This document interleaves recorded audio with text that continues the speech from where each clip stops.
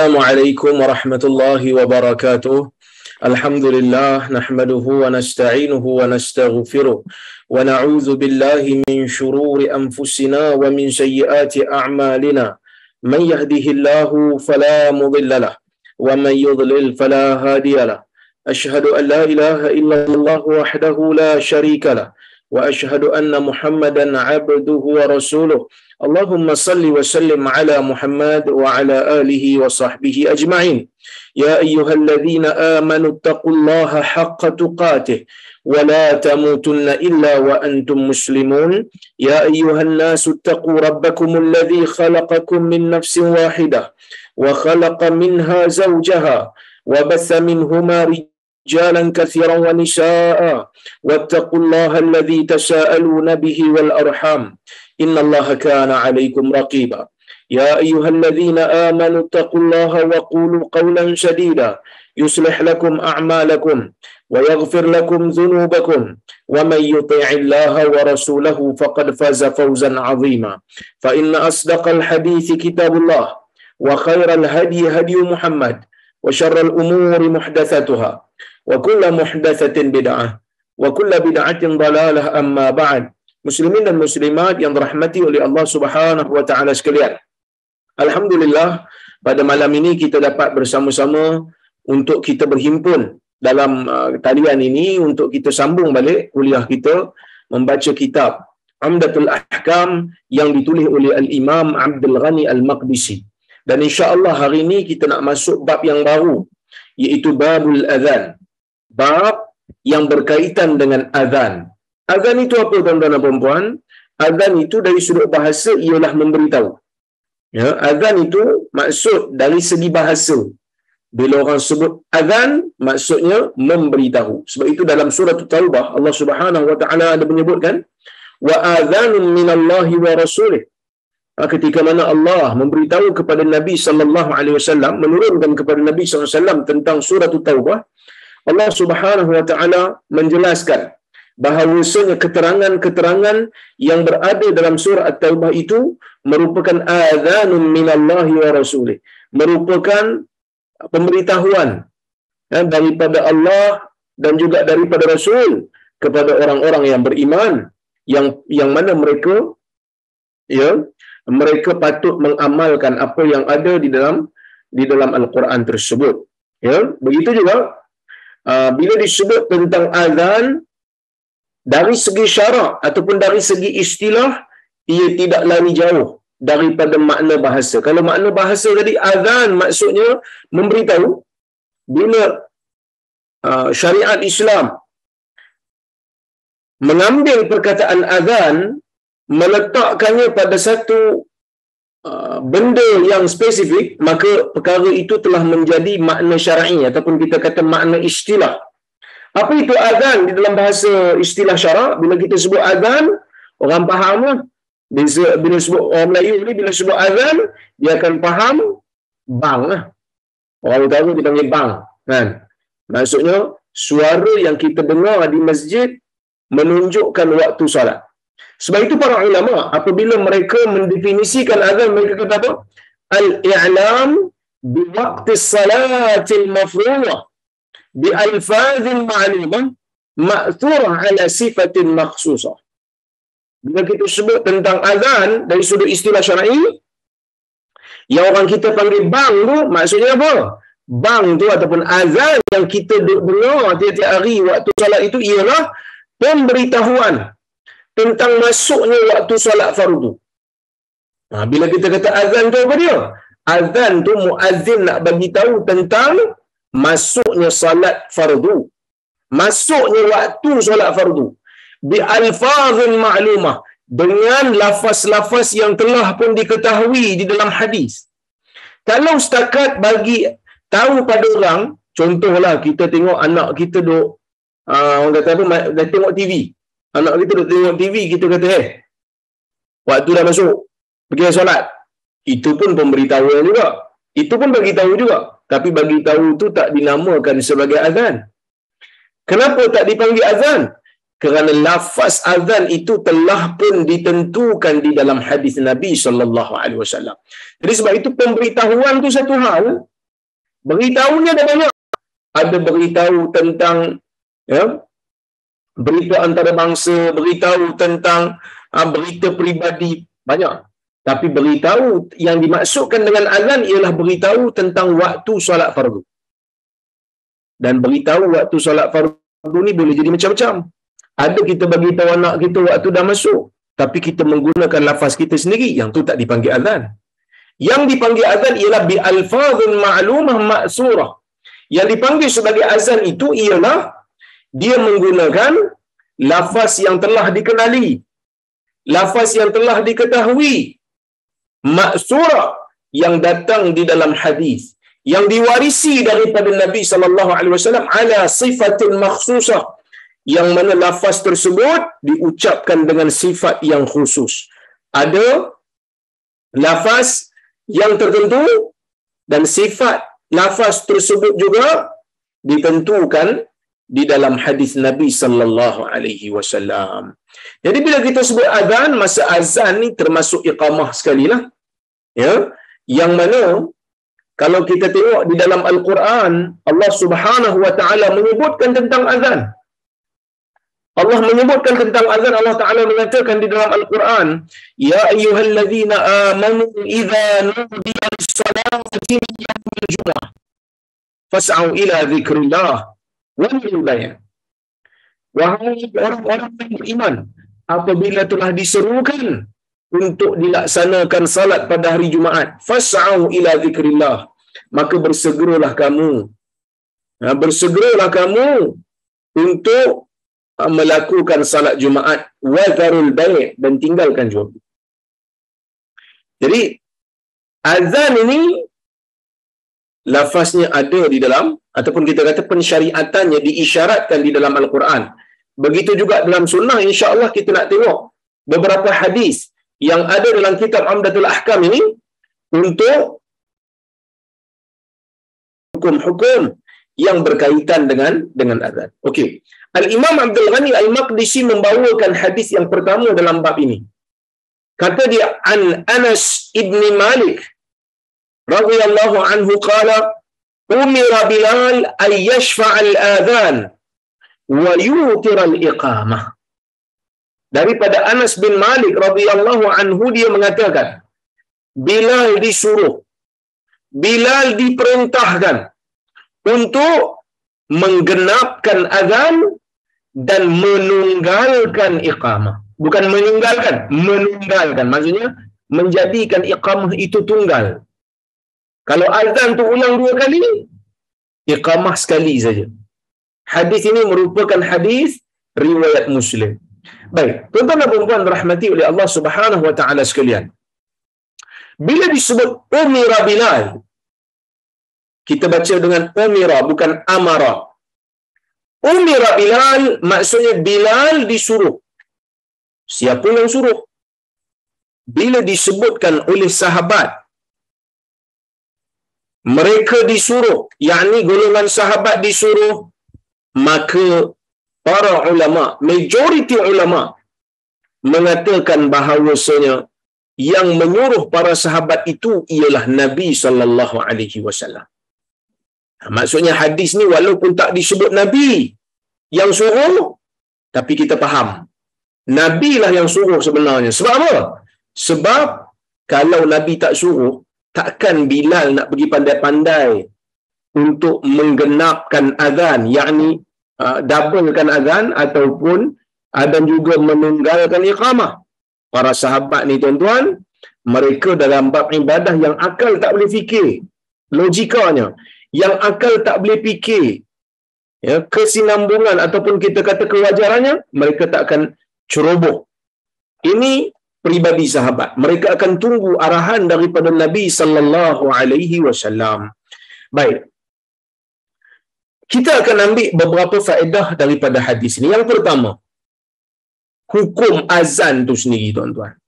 Bila kita sebut tentang azan, ya, azan disebutkan isyaratnya di dalam Al-Quran. Allah Ta'ala kata, pada hari Jumaat untuk solat Jumaat ada azan.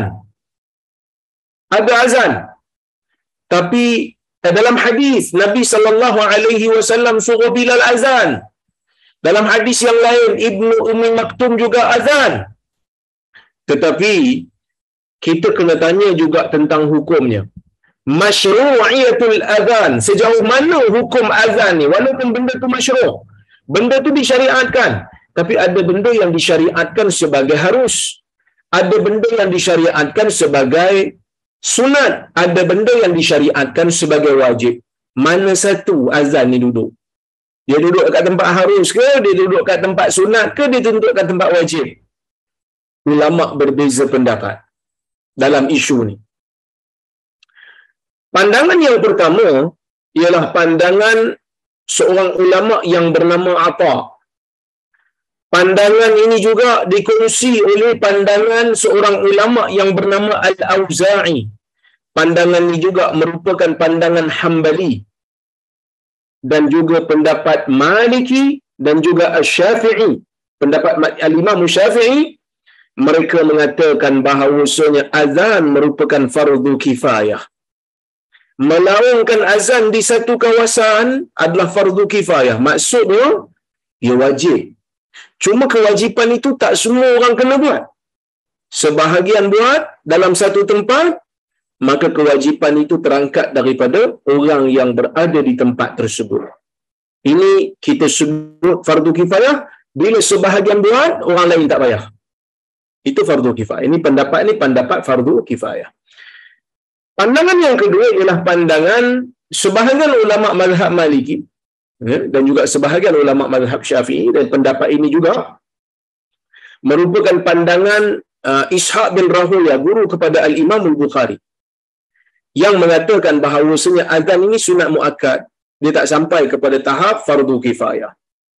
Ya, tetapi ya, pandangan yang tepat dalam isu ni ialah ia adalah fardu kifayah. Kenapa? Kerana ialah syiar. Kerana ia adalah syiar bagi orang Islam. Yang mana di dalam hadis Nabi sallallahu alaihi wasallam pernah menunjukkan bahawasanya azan ini mesti dilakukan di satu-satu tempat. Paling tidak kena ada. Seperti mana Nabi sallallahu alaihi wasallam menyebutkan dalam sebuah hadis riwayat Malik ibn al-Huwairith, seorang sahabat Nabi SAW. Malik bin Huwairith radhiyallahu anhu, dia meriwayatkan sebuah hadis. Dia kata qala Rasulullah sallallahu alaihi wasallam, fa idza hadaratis salah falyu'adhdhin lakum ahadukum wal ya'ummakum akbarukum. Hadis riwayat Bukhari dan Muslim. Malik bin Huwairith dia kata Nabi sallallahu alaihi wasallam pernah berpesan kepada mereka, yakni kepada dia dan kaum dia, yang mana Nabi kata bila kamu balik nanti ni, bila waktu salat itu telah datang, fa idza hadaratis salah, apabila salat itu telah datang, falyu'adhdhin lakum ahadukum. Falyu'adhdhin, Nabi menggunakan fi'il mudhari' yang disambung dengan lam, yang kita faham ia merupakan satu perintah. Apabila datang saja waktu solat, yakni solat fardu, hendaklah salah seorang daripada kamu melakukan azan, dan hendaklah ada di kalangan kamu yang paling tua, yang paling berumur menjadi imam. Maka salat berjamaah itu fardu kifayah dalam sesebuah tempat, azan juga merupakan fardu kifayah. Jadi oleh kerana itu saya wallahu taala a'lam berpandangan azan ni dia adalah fardu kifayah, mesti dilakukan di sesebuah tempat. Kalau semua perkata azan, maka berdosalah orang yang berada di kawasan tersebut. Okey. Katalah kita dah faham dah. Okey, sekarang ni azan tu fardu kifayah.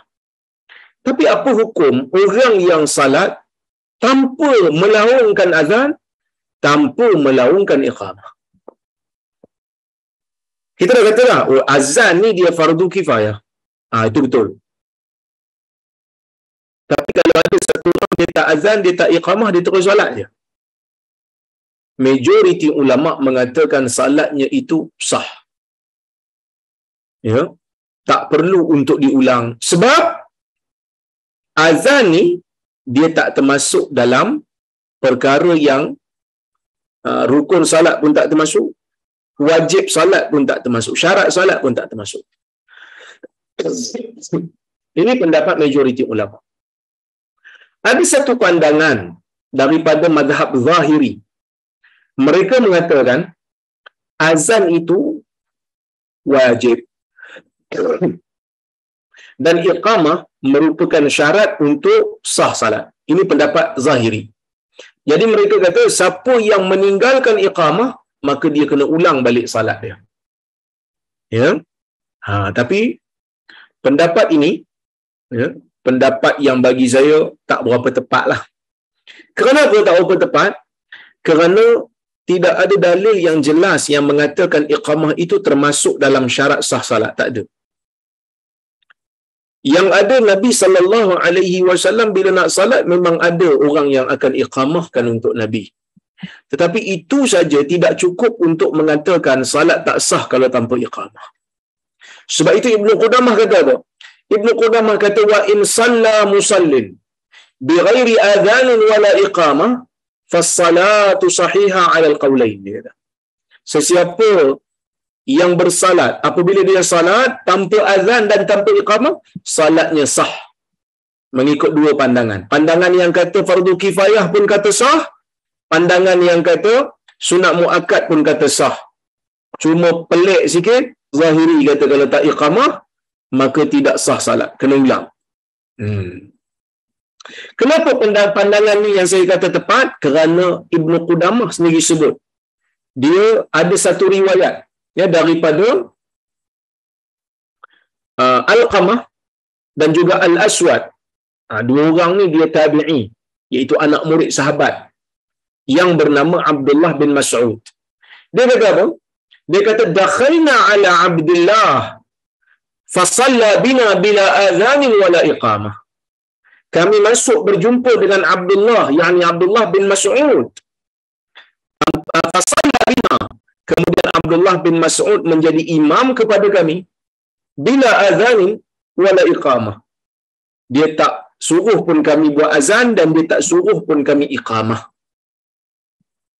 Nah, ni sahabat Nabi ni yang kuat ikut sunnah Nabi. Selain daripada Anas bin Malik, selain daripada Ibnu Umar, Abdullah bin Mas'ud juga merupakan sahabat yang rapat dengan Nabi SAW. Sehingga Abu Musa kata, waktu aku mula-mula sampai dekat Madinah dulu, aku menyangka Abdullah bin Mas'ud dan ibunya itu salah seorang ataupun sebahagian daripada keluarga Nabi. Sebab likathrati dukhulihi wa dukhuli ummihi alaih. Kerana Abdullah bin Mas'ud dan ibunya banyak sangat masuk rumah Nabi, nampak macam keluarga. Jadi Abdullah bin Mas'ud mestilah tahu. Kalaulah kata azan itu wajib, maksudnya mengganggu, azan boleh mengganggu kesahihan salat kalau ditinggalkan, iqamah juga boleh mengganggu kesahihan salat kalau ditinggalkan, dah tentu Abdullah bin Mas'ud tak tinggal lah, dia akan buat. Tapi bila dia tak buat, menunjukkan di sana ada keluasan lah. Ya, inilah pendapat yang tepat, ya. Yang mana riwayat yang saya bacakan tadi itu Ibnul Munzir menyebutkan dalam kitab dia Al-Awsat, yang mana zahir sanad ni nampaknya sahih lah. Okey. Kalaulah kata kita sebut tadi azan merupakan fardu kifayah. Azan ni dia fardu kifayah. Okey. Katalah satu negara, satu negeri, satu kampung tinggal azan, tak lakukan azan. Adakah mereka ini diperangi oleh pemerintah? Ya? Ada tak pemerintah perlu paksa mereka untuk azan? Kalau mereka tetap meninggalkan, boleh tak kita pemerintah ambil tindakan pada mereka, tangkap mereka ke, denda mereka ke? Jawapannya boleh. Al-Imam Al-Khattabi mengatakan, Al-Imam Al-Khattabi seorang ulama hadis, dia kata apa? Annal adhan syi'arul Islam wa annahu la yajuzu tarkuh walau anna ahla baladin ijtama'u ala tarkih kana lis-sultani qitaluhum alayhi. Dia kata azan ni merupakan syiar bagi Islam dan tidak boleh untuk ditinggalkan. Ini menunjukkan fardu kifayah tu. Dan jika ahli sesebuah negeri, balad, bandar, ijtama'u ala tarki, berkumpul untuk meninggalkan azan, pakat-pakat semua tak nak azan, kana li sultan, maka sultan, pemerintah boleh memerangi mereka disebabkan mereka meninggalkan azan tersebut, kerana ia adalah syiar. Okey, katalah seorang lelaki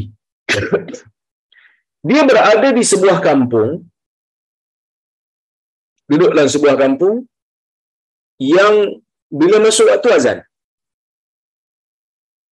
dia azan, tapi dia solat kat rumah.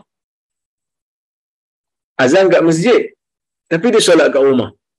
Bila dia nak solat di rumah, katalah dia ni uzur ke sakit ke apa, bila dia nak solat, adakah dia digalakkan untuk azan sekali lagi dan iqamah ataupun tidak? Ulama berbeza pendapat dalam masalah ni.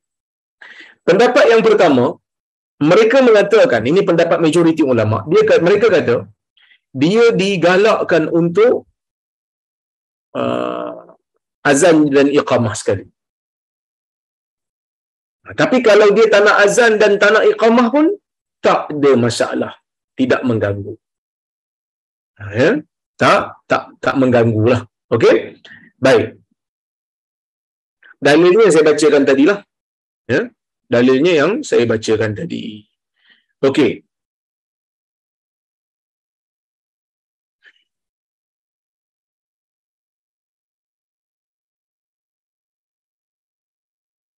Kalau dia pergi ke masjid, ya, masjid tu orang dah salat dah dalam dia.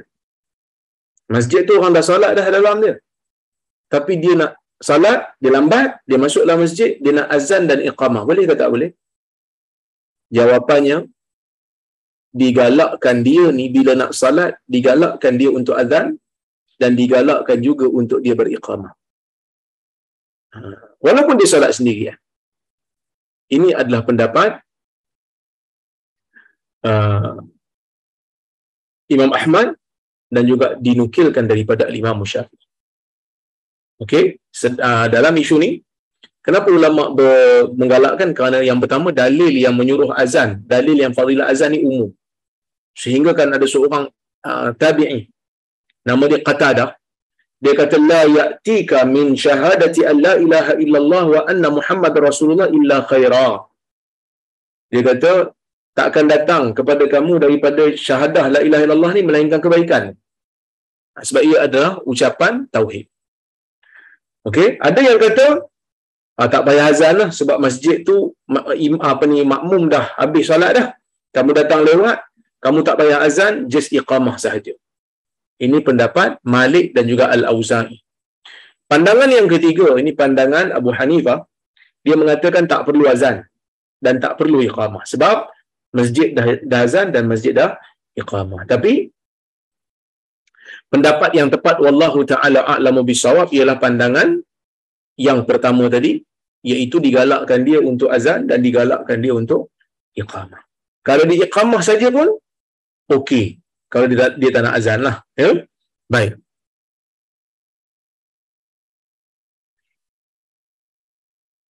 Orang yang musafir, adakah mereka juga dituntut untuk azan dan iqamah? Juga ulama berbeza pendapat. Pendapat yang pertama, mereka digalakkan untuk azan dan juga iqamah. Ini merupakan pandangan Al-Imam Syafi'i, pendapat Al-Imam Ahmad, pandangan Abu Hanifah juga. Ya? Yang mana mereka kata dalil yang menggalakkan untuk azan, dalil menyebutkan tentang fadilat azan itu umum, maka orang yang bermusafir bila nak salat ketika bermusafir, dia digalakkan untuk azan dan digalakkan untuk iqamah.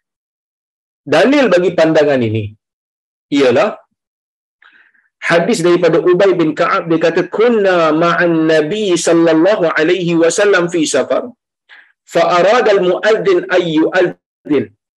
Ya? Jadi maksudnya Nabi ini bersama dengan Ubay dan bersama dengan sahabat lain, tiba-tiba muadzin nak salat, muadzin nak azan. Maka Nabi SAW ni memang difahami bila Nabi bermusafir ada juga muazzin tukang azan. Ada juga muazzin tukang azan. Baik. Dan di sana ada hadis Malik bin Al-Huwairis yang datang berjumpa dengan Nabi sallallahu alaihi wasallam, menjadi sahabat Nabi sallallahu alaihi wasallam. Dia kata apa? Dia kata ata rajulanin nabi ataupun ata rajulanin nabi sallallahu alaihi wasallam yuridani safar. Faqala an-nabiy sallallahu alaihi wasallam idza antuma kharajtuma fa'adhina wa aqima. Hadis Bukhari. Malik bin Huwairis kata, dua orang lelaki datang jumpa Nabi SAW. Ini dua orang sahabat. Mereka ni dua-dua nak bermusafir. Maka Nabi SAW pun sebut kepada dua orang ni, Nabi kata, "Idza antuma kharajtuma fa'adhina wa aqima." Apabila dua orang kamu ni keluar daripada tempat kamu bermusafir, maka kedua-dua kamu boleh azan dan kedua-dua kamu iqamah. Maksudnya bolehlah. Dalam hadis riwayat Bukhari. Dalam riwayat yang lain disebutkan, dalam riwayat Muslim disebut, fa idza hadaratis salah falyu'adzin lakum ahadukum. Ni hadis yang saya baca tadi. Apabila datang saja waktu solat fardu, hendaklah salah seorang daripada kamu melaksanakan azan. Ini pendapat yang pertama lah. Musafir, kalau mereka ini ataupun kalau dia nak azan, nak iqamah, tetap digalakkan walaupun dia ni musafir. Okey. Pandangan yang kedua, dia hanya memadai untuk melakukan iqamah, kecuali kalau solat fajar. Kalau solat fajar, solat subuh, dia dituntut untuk azan dan iqamah. Ini merupakan pandangan Ibn Sirin, seorang tabi'in. Ya? Begitu juga pandangan Al-Hasanul Basri. Pandangan ni orang kata apa, kurang popular sikit lah. Okey, pandangan yang ketiga, dia diberi pilihan. Jika dia nak, dia boleh azan dan iqamah. Jika nak, dia iqamah saja sudah memadai. Ini pandangan Sufyan As-Sauri. Okey, baik. Pandangan yang tepat ialah sebenarnya musafir, kalau tempat itu tidak ada orang yang azan, maka menjadi fardu kifayah untuk dia azan. Kerana apa? Kerana Nabi SAW sebut kepada dalam hadis Malik bin Huwairis tadi, Nabi tak bezakan musafir ataupun tak musafir, itu satu. Yang kedua, ada hadis daripada Abi Qatadah yang menunjukkan bahawasanya para sahabat dan Nabi SAW terlewat bangun, tak sedar. Sebelum Nabi nak salat, Nabi tetap menyuruh Bilal untuk azan. Nabi tetap suruh Bilal azan dulu sebelum Nabi salat, menunjukkan bahawasanya orang yang bermusafir ini tidak dikecualikan daripada azan, kecuali kalau tempat dia ada tu, dia nak salat tu dah orang dah azan dah. Dan pada masa itu kefarduan tu tak ada lagi lah. Fardu kifayah tu dah terangkat. Tapi kalau orang yang bermusafir, dia nak jamak salat umpamanya, dia nak jamak salat dalam satu waktu, adakah dia perlu azan dua kali ataupun sekali? Jawapannya, dia hanya perlu azan sekali, iqamah dua kali. Kalau dia jamak, tak kira lah jamak takhir ke jamak takdim ke, dia perlu lakukan seperti mana yang dilakukan oleh Nabi SAW. Azan sekali, iqamah dua kali. Inilah yang dilakukan oleh Nabi SAW di Arafah. Ini jugalah yang dilakukan oleh Nabi SAW di Muzdalifah. Di Muzdalifah. Okey. Baik. Kalaulah kata seseorang itu solat seorang diri di kawasan pedalaman, ya, maka dia digalakkan untuk melaungkan azan bila dia nak salat. Yang mana di sana ada riwayat daripada Abu Sa'id. Ini kata-kata Abu Sa'id lah. Ya, yang mana Abu Sa'id pernah berpesan pada orang, dia kata, "Idza kunta fi ghanamik aw badiyatik fa'adzanta bis-salah farfa' sautaka bin-nida. Fa innahu la yasma'u mada sautil mu'adzin jin wala ins wala syai' illa syahida lahu yaumal qiyamah." Abu Sa'id pernah sebut pada satu orang, dia kata, kalau engkau ni jaga kambing kau ataupun duduk di pedalaman jauh sikit daripada bandar dan engkau melakukan azan maka hendaklah engkau meninggikan suara sikit, seru. Kerana tidak ada sesiapa pun yang mendengar suara muazzin, sama ada dia jin ataupun dia manusia ataupun apa saja, melainkan dia akan menjadi saksi di hari kiamat yang kau ni pernah melaungkan azan. Abu Sa'id Al-Khudri kata, saya mendengar perkara ini daripada Nabi sallallahu alaihi wasallam. Hadis ini riwayat Al-Imam Al-Bukhari. Ya, baik. Al-Hafiz Ibn Hajar ketika mana menghuraikan hadis Abu Sa'id ini, dia kata di antara faedahnya, azan orang yang bersendirian itu ya dituntut. Walaupun dia tak ada harap orang datang untuk solat bersama dengan dia. Kerana apa? Memanglah azan tu asalnya nak panggil orang solat. Tapi dia sekarang ni dia tak ada harap pun, tetap digalakkan. Sebab apa? Sebab Ibn Hajar kata, li'annahu in fatahu du'a'ul musallin lam yafuthu istishhadu man sami'ahu min ghairihim. Mungkin dia tak dapat nak laung orang untuk solat dengan dia, tapi setidak-tidaknya saksi orang yang dengar azan dia akan menjadi saksi untuk dia di akhirat itu, dia tak akan terlepas lagi lah. Sebab orang dengar. Sebab tu, kalau kita di kawasan pedalaman, tak ada masjid di sana, kita nak solat, kita digalakkan untuk angkat suara lah. Ya? Baik. Perbahasan berikutnya ialah hukum azan dan iqamah untuk solat yang ditinggalkan. Salat qada. Katalah satu orang tu dia bangun, terlewat. Dia tak sedar langsung, tak ada siapa kejut dia. Dia penat sangat. Bukan kerana dia cuai, bukan kerana dia apa. Dia tak sedar. Ya, Nabi sallallahu alaihi wasallam mengatakan, man nama an salatin aw nasiyaha falyusalliha idza zakaraha, atau kama qala. Sesiapa yang tertidur daripada salat ataupun terlupa, hendaklah dia qada, hendaklah dia salat semula bila dia ingat. Jadi bila dia nak salat tu, dia dah bangun, dia dah ambil wudu, adakah perlu untuk dia azan dan iqamah? Adakah dituntut? Jawapannya, kalau ikut pendapat majoriti ulama, digalakkan untuk dia azan dan iqamah. Walaupun salat itu merupakan salat yang diganti setelah keluar pada waktu. Tapi kalau dia tak azan, tak jadi masalah. Dia hanya iqamah saja pun memadai. Tapi azan tetap disunatkan. Kalaulah kata dia terlepas banyak waktu, 2-3 waktu, dan dia nak qada sekaligus, memadai hanya dia disunatkan untuk dia azan sekali, kemudian dia iqamah setiap kali nak mula salat. Inilah pendapat Abu Hanifah ataupun pendapat mazhab Hanafi, Hanbali dan juga mazhab Asy-Syafi'i. Ya, baik. Dalil mereka ialah hadis Abu Qatadah tadi, yang mana Nabi SAW pernah terlewat bangun dan Nabi ingin melaksanakan salat tersebut. Nabi mengarahkan Bilal untuk azan dulu, kemudian iqamah. Ini pendapat yang pertama. Yang pendapat yang kedua, ini pendapat mazhab Malik, Auza'i dan sebahagian ulama mazhab Asy-Syafi'i. Mereka kata, kalau orang yang nak qada salat ni, mereka hanya perlu iqamah dan tak perlu azan. Tak perlu azan. Sebab apa? Sebab mereka kata azan ni disyariatkan untuk bagi tahu tentang waktu masuk.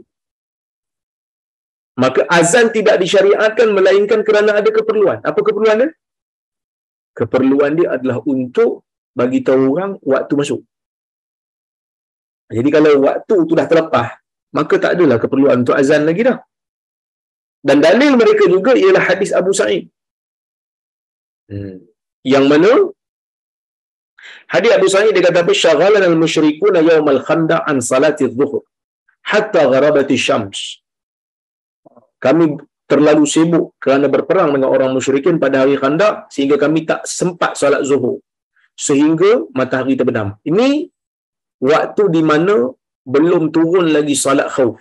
Bila dah turun solat khauf, maka boleh solat dalam keadaan apa saja. Yang ini belum, waktu ini belum turun lagi, maka sebab itu mereka tak sempat. Dan dalam hadis itu ada disebut fa'amara Rasulullah SAW Bilal. Maka bila Nabi nak solat zuhur yang lepas waktunya tu, Nabi kata, Nabi mengarahkan Bilal, maka Bilal melaksanakan iqamah untuk salat zuhur. Maka Nabi salat seperti mana Nabi salat di dalam waktu. Kemudian Bilal iqamah untuk asar. Maka Nabi pun salat asar seperti mana Nabi salat di dalam waktu. Kemudian diazankan maghrib. Pada waktu maghrib, maka Nabi SAW salat juga, ya, seperti mana Nabi salat di dalam waktu. Hadis ni riwayat Nasai. Okey. Tapi pendapat yang tepat ialah pendapat yang pertama tadilah. Ya, kerana hadis tadi jelas. Habis itu Ustaz, bukankah azan ni untuk bagi tahu orang masuk waktu? Kita kata, kita jawab dengan apa yang disebutkan oleh Ibn Taymiyah. Ibn Taymiyah menyebutkan, dia kata walihadza qulna yu'adzan lil faitah kama adzana Bilal. Dia kata oleh kerana tu kita mengatakan di azan untuk solat yang ditinggalkan ni, solat yang kita nak qada ni, seperti mana Bilal azan. Lima namu an salatil fajar, apabila mereka terlelap dalam salat fajar, terlelap sebelum daripada salat fajar sehingga tak sedar, li'annahu waqtuha, kerana orang yang tertidur bila dia tak sedar, dia bangkit waktu dah habis, sedangkan dia belum salat subuh, dia bangkit, itulah waktu salat subuh dia. Li'annahu waqtuha wal adzan lil waqti alladhi tuf'alu fihi, maksudnya azan nak bagi tahu itu waktu untuk orang yang tak solat lagi, yang tak sedar tadi. Baik. Soalan berikutnya, orang perempuan ada azan dan iqamah tak? Orang perempuan.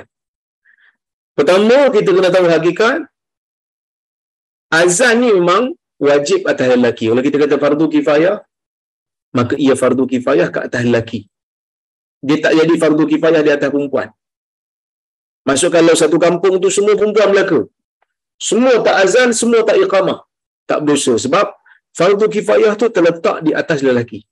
Tapi walaupun ia bukan fardu kifayah, adakah perempuan disunatkan untuk azan dan iqamah? Okey. Pendapat majoriti ulama, tidak digalakkan perempuan melaksanakan azan dan iqamah. Sebab apa? Sebab tidak ada dalil yang menunjukkan perkara demikian. Dan ada dalil kalau datang pun, ia adalah dalil yang tidak sahih. Dalil yang tidak sahih. Pendapat yang kedua, sebagian ulama mazhab Syafi'i kata, perempuan dia tak dituntut untuk azan. Perempuan tak sunat untuk azan, tapi kalau iqamah okey. Iqamah okey. Kerana mereka menggunakan dalil daripada jawapan Jabir apabila ditanya tentang iqamah boleh tak untuk perempuan, Jabir kata ya. Tetapi hadis ni datang daripada Hajjaj bin Artah, yang mana dia merupakan perawi yang mudallis. Mudallis ni apa dia tuan-tuan? Mudallis ni orang yang bila dia riwayat daripada seorang guru, dia suka sembunyikan guru tersebut. Dia suka sembunyikan nama guru tersebut, dan dia skip guru tu, pergi kepada guru. Perbuatan ni dipanggil tadlis. Orang yang buat macam ni, riwayatnya tak ditolak secara mutlak. Tapi kalau dia riwayat gunaan daripada para ulama akan KIV. Sebab takut ada guru yang disembunyikan. Kita kena cari jalur lain. Jalur hadis yang sama dalam kitab lain, yang dia menyatakan dia dengar secara langsung. Yang dia kata saya dengar, ataupun dia bagi tahu saya. Baru kita akan jelas, clear yang dia dengar betul. Selagi mana dia gunaan daripada, kita sanksi. Sebab daripada ni boleh jadi dengar betul langsung, ataupun boleh jadi dengar dengan perantara. Jadi sebab itu bila dia riwayat menggunakan an-anah, yakni an, lafaz an, maka kita KIV. Jadi riwayat ni dia gunaan, maka kita KIV. Tidak sahih. Baik. Di sana ada juga riwayat, ada juga pandangan yang kata orang perempuan ni digalakkan untuk azan dan iqamah. Ini pendapat Ishaq bin Rahuyah, dan satu pandangan dalam mazhab Syafi'i, yang mana ada riwayat daripada Aisyah, yang mana Aisyah dikatakan pernah azan dan pernah iqamah. Tapi riwayat ni adalah riwayat yang lemah, maka tidak sahih. Sebab itu saya kata tadi, kalau ada riwayat pun riwayat yang tak sahih. Sebab apa lemah? Sebab riwayat yang kata Aisyah pernah azan dan pernah Laith bin Abi Sulaim. Datang daripada jalur Laith bin Abi Sulaim, yang mana Laith bin Abi Sulaim merupakan perawi yang lemah. Ya, baik.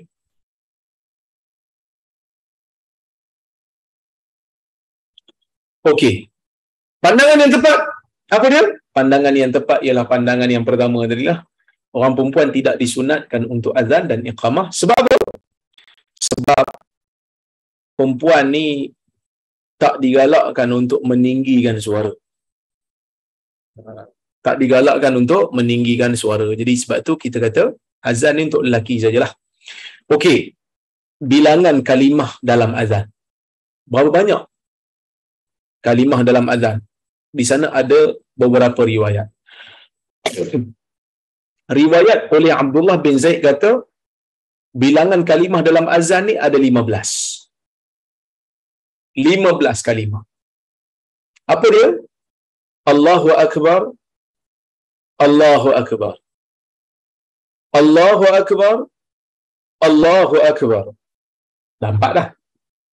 Asyhadu an la ilaha illallah, asyhadu an la ilaha illallah, asyhadu anna Muhammadar Rasulullah, asyhadu anna Muhammadar Rasulullah, hayya 'alas salah, hayya 'alas salah, hayya 'alal falah, hayya 'alal falah, Allahu Akbar, Allahu Akbar, la ilaha illallah.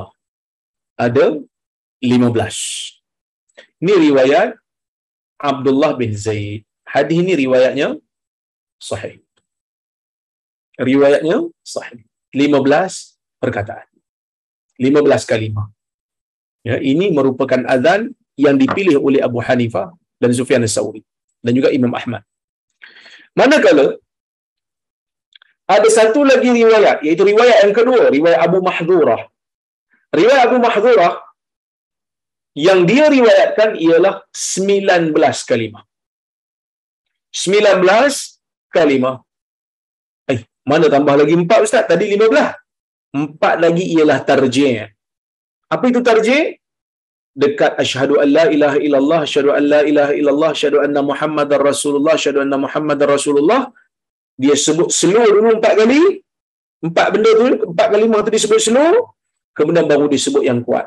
Maka 15 tadi tambah 4 yang tarjih tadi menjadi 19. Ya, menjadi 19. Okey. Itu riwayat Abu Mahdhurah. Ada juga riwayat yang mengatakan ia 17 kalimah. 17 pula. Mula-mula kata 19. Yang 17 tu, ya, dia tambah tarjih, tapi dia buang 2 takbir yang asal 4 takbir di awal, Allahu Akbar, Allahu Akbar, Allahu Akbar, Allahu Akbar, kan? Dibuang 2. So tinggal tu 17. Tinggal 17. Yang mana riwayat ini pun riwayat yang diterima lah. Diterima. Okey? Baik.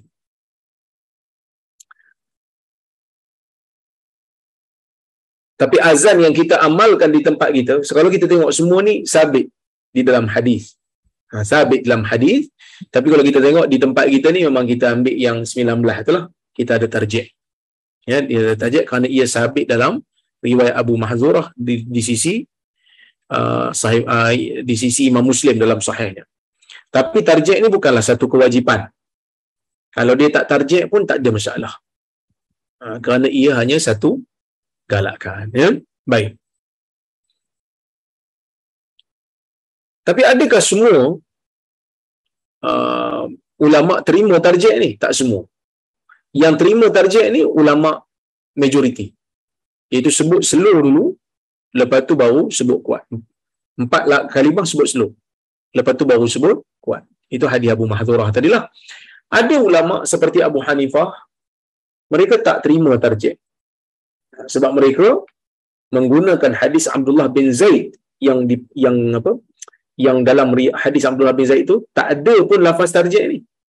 Tetapi pendapat yang tepat ada tarjih. Sebab hadis Abu Mahdhurah itu hadis yang sahih. Ibn Taymiyah pun ambil pendapat ni, Ibn Qayyim pun ambil, Asy-Syaukani juga ambil pendapat ni. Kerana hadis ni merupakan hadis yang sahih, dan walaupun hadis Abdullah bin Zaid tidak menyebutkan, Walaupun hadis Abdullah bin Zaid itu tak sebut, tetapi kita kata um, hadis riwayat apa ni, Abdullah bin Zaid tidak menafikan apa yang ada di dalam riwayat Abu Mahdhurah. Kerana kita kata dia ada tambahan yang tidak disanggah oleh mana-mana. Ya, tidak disanggah oleh mana-mana riwayat. Jadi kita boleh beramal dengan kedua-duanya. Ya, kita boleh beramal dengan kedua-duanya. Okey.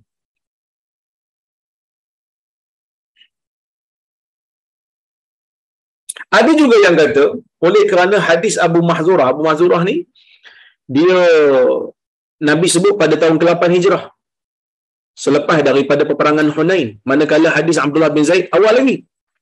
Oleh kerana tu hadis Abu Mahzurah ini hadis yang lewat, maka dah tentulah ia merupakan penambah bagi hadis Abdullah bin Zaid.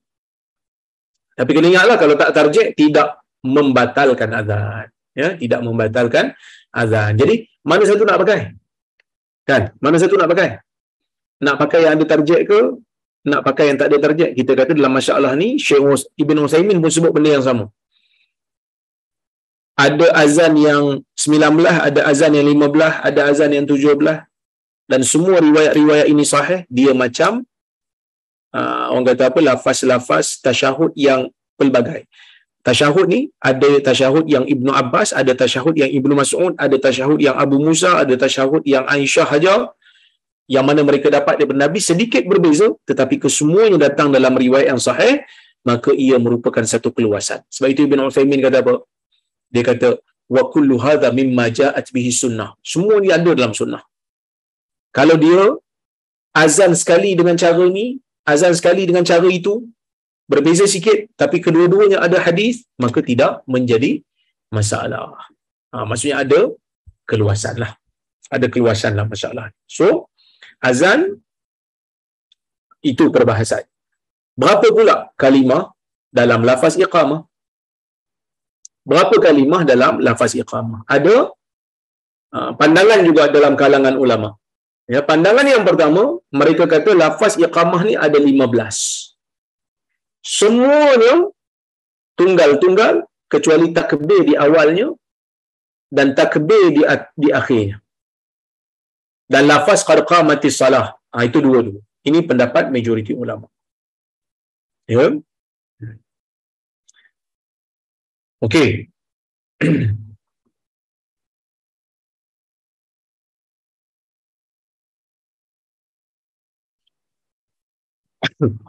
Kalau kita tengok iqamah, Allahu akbar, Allahu akbar, Allahu akbar, asyhadu an la ilaha illallah, asyhadu anna Muhammadar Rasulullah, hayya 'alas salah, hayya 'alal falah, qad qamatis salah, qad qamatis salah, Allahu akbar, Allahu akbar, la ilaha illallah. Ada 11.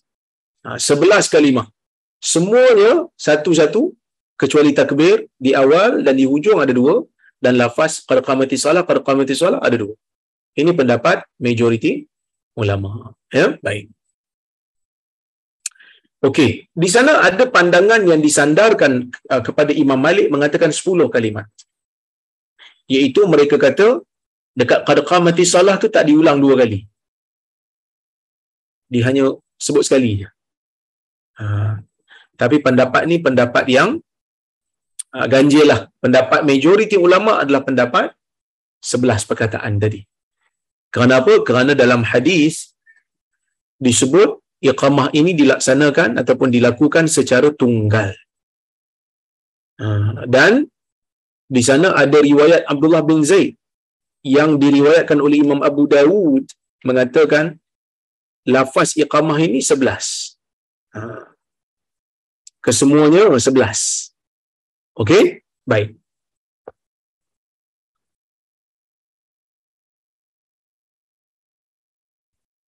Pandangan yang itu pandangan pertama lah. Pandangan yang kedua, pandangan yang ketiga. Mereka kata lafaz iqamah ini ada 17. Yang mana mereka duakan semua lafaz seperti azan. Dan mereka tambah qad qamatis salat dua kali. Ini pendapat Hanafi dan Thawri. Ini merupakan pandangan Abu Hanifah dan juga As-Thawri.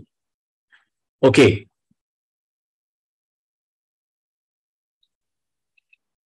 Tapi hadis ini yang mereka pakai ini ada problem sikitlah sebab dia menyanggahi riwayat yang lebih sahih. Maka riwayat ini tak kuatlah. Ya, riwayat ini tak kuat. Jadi pendapat yang sahih, iqamah ada 11 perkataan. Inilah yang ditunjukkan oleh hadis Nabi sallallahu alaihi wasallam. Bila dalam hadis disebut Nabi sallallahu alaihi wasallam mengarahkan Bilal untuk menggenapkan azan dan menunggalkan iqamah. Menunggalkan maksudnya iqamah tu jadi satu. Tapi tiba-tiba awal iqamah Allahu akbar dua kali. Kata tunggal tapi itu dua. Di hujung pun Allahu akbar tunggal. Dikatakan tunggal tapi dua. Jawapannya macam mana? Jawapannya ialah oleh kerana azan 4. Kan azan 4 kali Allahu akbar Allahu akbar 4 kali. So iqamah dipotong satu, ditinggalkan satu. Maksudnya Allahu akbar tu adalah satu perkataan lah, dikira sebagai satu perkataan. Ya, baik. Okey. Kenapa iqamah itu ditunjukkan ataupun disyariatkan tunggal sedangkan azan dua? Maksud azan tu diulang. Kerana azan tu nak panggil orang. Iqamah orang dah ada kat dalam. Jadi tak perlu panjang-panjang lah. Okey. Tuan-tuan dan puan dirahmati oleh Allah Subhanahu Wa Taala sekalian, perbahasan berikutnya ialah hukum azan dalam keadaan berdiri. Para ulama menyebutkan bahawasanya sunat bagi azan ini, bagi muazzin kalau dia nak azan disunatkan untuk berdiri. Berdasarkan kepada hadis Nabi SAW diriwayatkan oleh Imam Bukhari dan Muslim, yang mana Nabi SAW mengatakan, Ya Bilal, qum fanadi bis salah. Wahai Bilal, bangkit.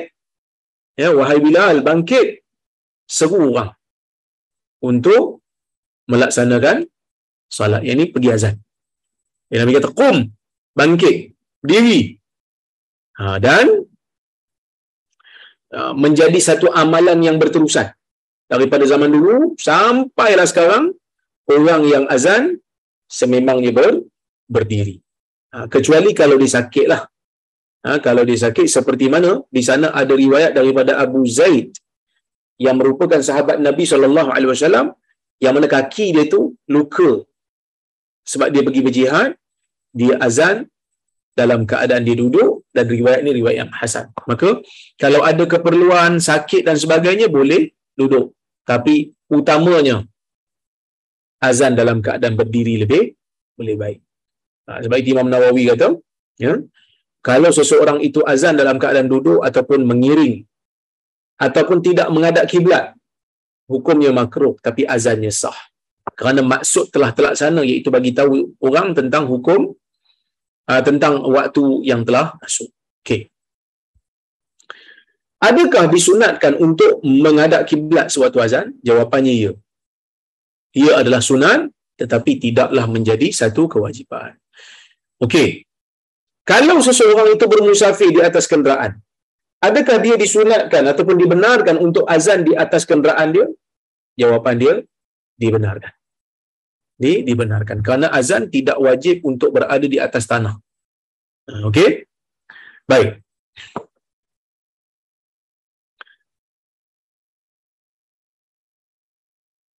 Kita ambil hadis yang satu lagi ni, kemudian bolehlah kita berhenti sebab jam pun dekat nak pukul 10 suku dah. Okey, kita tengok hadis yang berikutnya. An Abi Juhaifah Wahab ibni Abdullah As-Suhai qala ataitu an-nabiy sallallahu alaihi wasallam wa huwa fi qubbatin lahu hamra min adam. Qala fa kharaja Bilal biwudu fa min nadhihin wa na'ilin. فخرج النبي صلى الله عليه وسلم عليه حلة حمراء كأني أنظر إلى بياض ساقيه. قال فتوضأ وأذن بلال فجعلت أتتبع فاه ها هنا وها هنا يقول يمينا وشمالا حي على الصلاة حي على الفلاح. ثم ركزت له عنزة فتقدم وصلى الظهر. raka'atain thumma lam yazal yusalli raka'atain hatta raja'a ila al-Madinah. Hadis ni daripada Abu Juhaifah, dia kata saya pernah mendatangi Nabi sallallahu alaihi wasallam, yakni pada hari Haji Wada, ya, pada tahun ke-10 Hijrah. Yang mana dia kata pada waktu tu Nabi sallallahu alaihi wasallam duduk di bawah kemah dia daripada kulit yang telah disamak, maksudnya diletakkan kulit untuk Nabi berteduh di bawah tu. Lalu Bilal pun keluar membawakan bekas air. Bilal keluar membawa bekas air. Ada orang yang famin nadhihin wa nail, ada orang yang mengambil bekas air yang orang kata apa, yang ada dalam bekas yang Bilal bawa tu. Kemudian aku melihat Nabi sallallahu alaihi wasallam keluar memakai pakaian yang berwarna merah, dan aku seolah-olah melihat putihnya betih Nabi SAW. Lalu ya, Nabi berwudu dan Bilal pun melakukan azan, dan aku melihat Bilal ni memandang ke kiri. Aku mengikut mulut Bilal ke kiri dan ke kanan, menyebut hayya 'alas salah dan hayya 'alal falah. Kemudian dipacakkan tombak di hadapan Nabi dan Nabi ke depan. Lalu Nabi salat zuhur 2 rakaat sebab Nabi musafir, dan Nabi sentiasa salat 2 rakaat ketika musafir, sehinggalah Nabi sallallahu alaihi wasallam ya balik ke ke Madinah. Maksudnya bila dah tak, orang kata apa, tak musafir, Nabi solat 4 baliklah. Okey. Kalau kita tengok kat sini, sahabat ni kata, Abu Juhaifah kata, Bilal ni dia bila dah sampai tang hayya 'alas salah hayya 'alal falah tu, dia pandang ke kiri dan ke kanan. Ini sunat mengikut majoriti ulama kerana dilakukan oleh Bilal. Tapi mereka kata hanya memusingkan kepala dan tengkuk tanpa mengubah posisi kaki. Maksudnya tak perlu pusing ke belakang lah, kiri dan ke kanan. Macam mana kiri dan kanan? Wallahu a'lam. Ada yang kata hayya 'alas salah belah kanan, hayya 'alal falah belah kiri. Ada yang kata hayya 'alas salah sekali kanan sekali kiri. Itu adalah pandangan ulama dan hadis tidak memperincikan. Hadis tidak memperincikan. Yang mana yang kita rasa lebih untuk mendapat orang lebih dengar. Tapi para ulama hari ni berbincang, kalau dah ada mikrofon macam mana? Kan? Orang pernah tanya lah. Ada yang kata kekal pusing kanan dan kiri. Ada yang kata tak perlulah pusing kanan dan kiri, sebab pusing kanan dan kiri masa zaman tu sebab nak bagi orang dengar. Jadi kalau dah mikrofon kat depan, kita duk pusing belah sana, orang tak dengar, jadi tak terlaksana maksud azan tu. Saya nampak pandangan ni ada hujahnya jugalah. Kalau kita dah mikrofon dekat depan, kita kiri dan kanan sampai orang tak dengar pula suara kita, maka eloklah kita menghadap ke mikrofon. Kecuali kalau kita nak ambil juga sunnah tu, kita pusing sekali mikrofon kiri dan kanan. Itu tak ada masalah lah. Boleh. Ya, baik. Dalam hadis juga disebutkan Bilal ni meletakkan 2 tangannya di dalam telinganya. Ni hadis ni riwayat Ahmad. Memang Bilal letak. Maka digalakkan ketika azan menurut majoriti ulama untuk meletakkan telinga, untuk meletakkan jari di dalam telinga. Itu kerana perbuatan adalah perbuatan Bilal. Maka ia sabit dalam perbuatan Bilal. Wallahu ta'ala a'lamu bissawab. Jadi tuan-tuan, saya kira cukuplah sekadar tu untuk hari ini. InsyaAllah jika ada kesempatan yang lain, kita sambung semula kuliah kita. InsyaAllah 2 minggu lagi lah. Sekejap saya nak letakkan nota supaya saya tak lupa. Baik.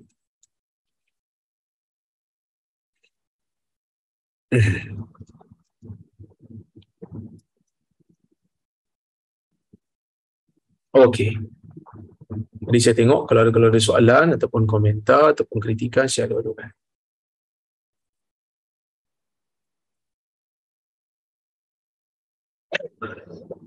Bantu saya pun.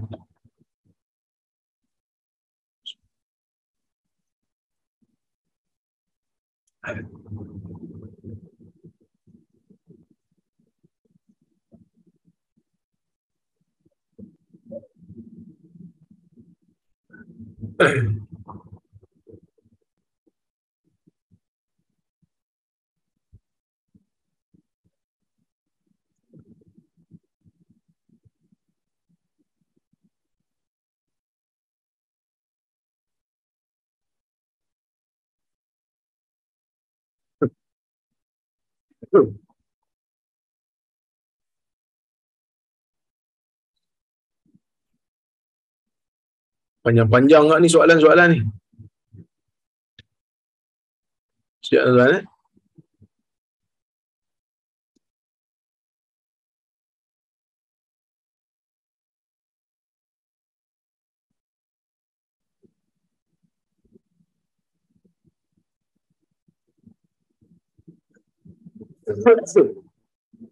Saya pun batuk ni.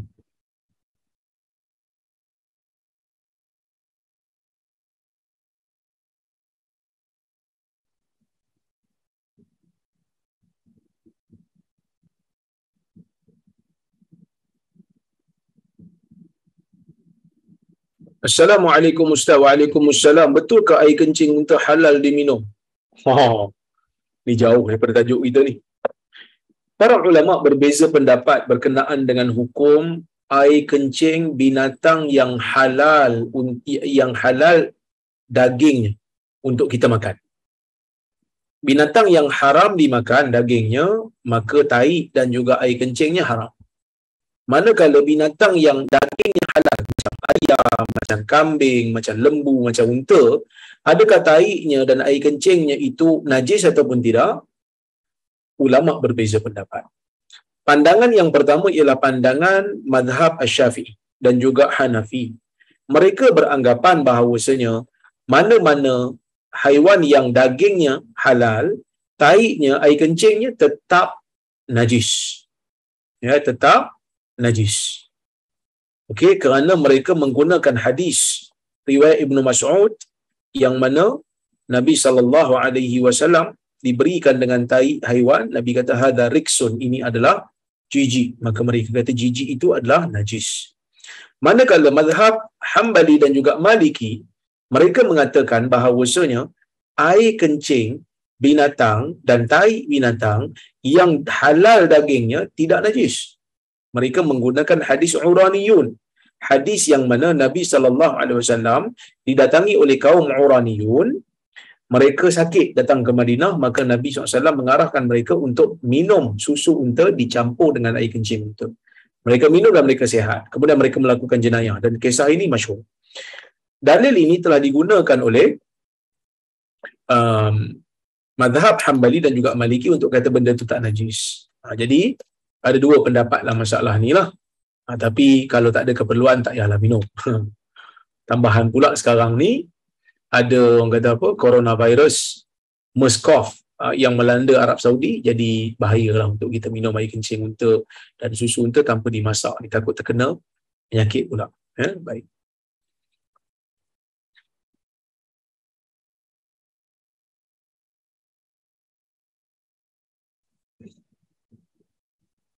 Assalamualaikum Waalaikumsalam. Sahkah solat saya jika saya bercakap amin ya Allah, amin ya Rahman, amin ya Rahim ketika kunut? Itu kira bercakap. Itu bukan bercakap, itu doa. Itu adalah doa.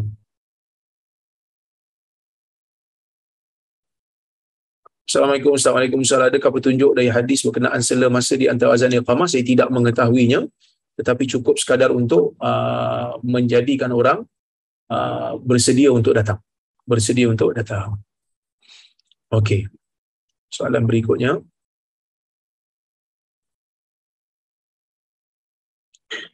Apakah makhluk yang pertama yang Allah Ta'ala cipta? Makhluk pertama yang Allah Ta'ala cipta, ada yang kata Nur Muhammad, tetapi riwayatnya tidak sahih. Sebahagian hadisnya palsu, sebahagian hadisnya terlalu dhaif. Jadi tidak ada asal yang mengatakan Nur Muhammad itu sebagai makhluk yang pertama. Selain daripada itu, ada beberapa riwayat. Ada yang mengatakan air yang Allah Ta'ala cipta dulu. Air yang Allah Ta'ala cipta dulu. Ada yang kata arash, ada yang kata qalam. Ya. Jadi dalam isu ni ada tigalah pendapat. Ada yang kata qalam dulu, ada yang kata air, ya, ada yang kata arash dulu. Jadi